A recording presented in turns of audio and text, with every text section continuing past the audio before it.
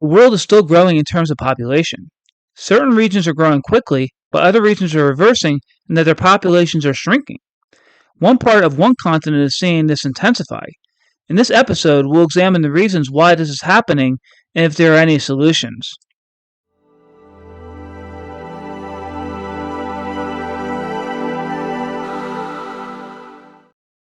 The demographic transition model is used in human geography to determine what stage a nation is in terms of human development. There are four main stages: Stage 1 pre-industrial, Stage 2 transitional, Stage 3 industrial, and Stage 4 post-industrial. In the 21st century world, no nation is in Stage 1 anymore, so we'll start with Stage 2. Examples of Stage 2 transitional nations are sub-Saharan African nations where birth rates greatly exceed death rates, leading to a population increase. Once a nation hits Stage 3 industrial, birth rates start decreasing and population growth slows. Finally, when a nation hits Stage 4 post-industrial, birth rates equalize with death rates and population growth is minimal to stagnant. In recent years, some geographers added a Stage 5 to the demographic transition where birth rates fall below death rates, leading to population decreases. A region that is currently experiencing this is East Asia. Four nations in this area have higher death rates than birth rates: Hong Kong, Taiwan, South Korea, and Japan. The last one, Japan, has the highest disparity between death rates and birth rates, where death rates are 11.74 per 1,000 people and birth rates are 6.9 per 1,000 people. One main reason behind this is total fertility rates, which is the average number of babies a woman will give birth to during her childbearing years. For 2023, Japan had a total fertility rate of 1.39, one of the lowest in the world, but not at the bottom. The other three East Asian nations of Hong Kong, South Korea, and Taiwan have total fertility rates of 1.23, 1.11, and 1.09 respectively, ranking them in the bottom 5 worldwide. For a nation to replenish their population internally, the total fertility rate needs to be about 2.1. Obviously, with rates this low, East Asian nations are losing population. But what is the reason behind this? Let's explore some. The first reason has to do with the aging population. A tool used to determine the age and gender of a nation's population is called the population pyramid. Although gender is shown on the graph, age is a way better determinant to look at when discussing population change. All countries' pyramids look different, depending on what stage each nation is in on the demographic transition. Let's compare some nations. Starting with Sudan, a Stage 2 nation, you can see that the age demography shows a very young population. From this data, it calculates that 42% of the population is below 14 years old, and only 3% is over 65. With data like this, Sudan is seeing a significant population increase. Mexico, a Stage 3 nation, has a differently shaped pyramid, as 2/3 of the population is between 15 and 64 years old, while 25% is younger than 14 and 8% is older than 65. With statistics like this, Mexico is seeing a population increase, but a slower one than a Stage 2 nation. Canada, a Stage 4 nation like the US, has a thicker pyramid in the middle and top, while the bottom is smaller. This shows that the nation is seeing an aging population.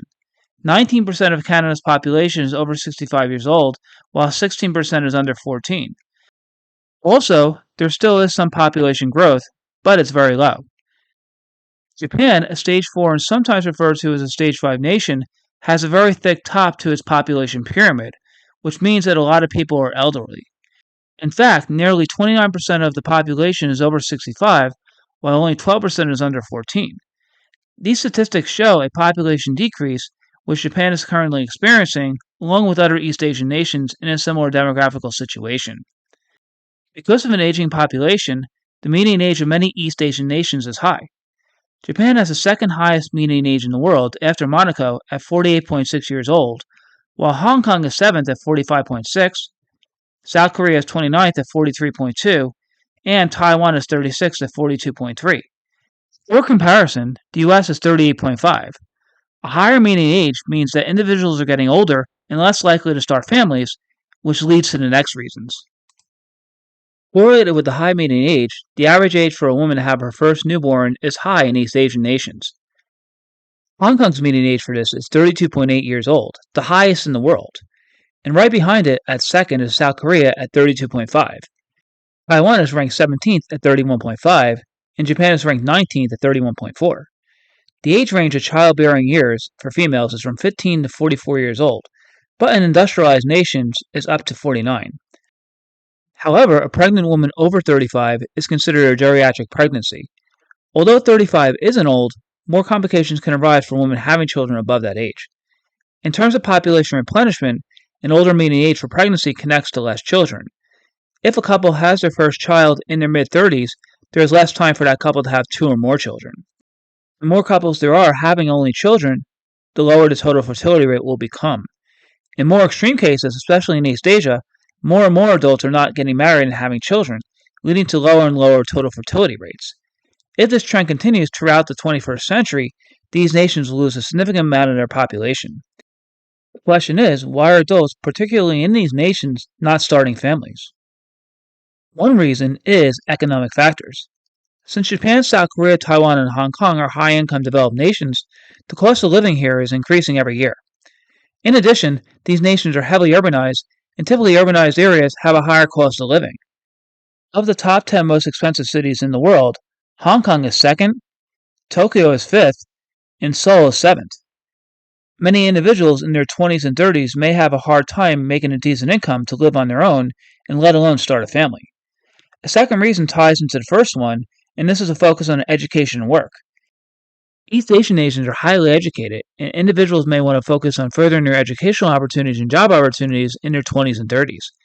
So this may lead to a delay in settling down, or even an individual never getting married having children. And finally, it may just be a personal preference. In a nation like Japan, some younger people put more value into personal freedom and less into traditional norms, leading to more single, unmarried people than ever before. One other thing that is preventing East Asian nations from population replenishment are immigration policies. Even though European nations are seeing the same internal population decrease overall, many nations there are seeing population increases through immigration from places such as North Africa, the Middle East, and South and Southeast Asia. But East Asian nations have very limited immigration. For these nations, it's a societal attribute as they want to retain their cultural homogeneity. For a nation such as Japan, cultural differences such as customs, language, and differences in work culture are certain reasons for a lack of immigration. So, what are some solutions East Asian nations are coming up with to counter the population dilemma? There have been several. One is related to immigration, as some East Asian nations have loosened their strict regulations pertaining to it. For example, in order to fill jobs, Japan has introduced a new work visa system to attract foreign workers to work there. But work visas are not the same as immigration, so it does fall short of that. Another solution to work is automation. East Asian businesses are incorporating more robotic technology into jobs that once required humans. With the possible future human worker shortage, this could help out a lot. Another work-related solution is increasing the retirement age. Japan, South Korea, and Taiwan have been slowly increasing the retirement age.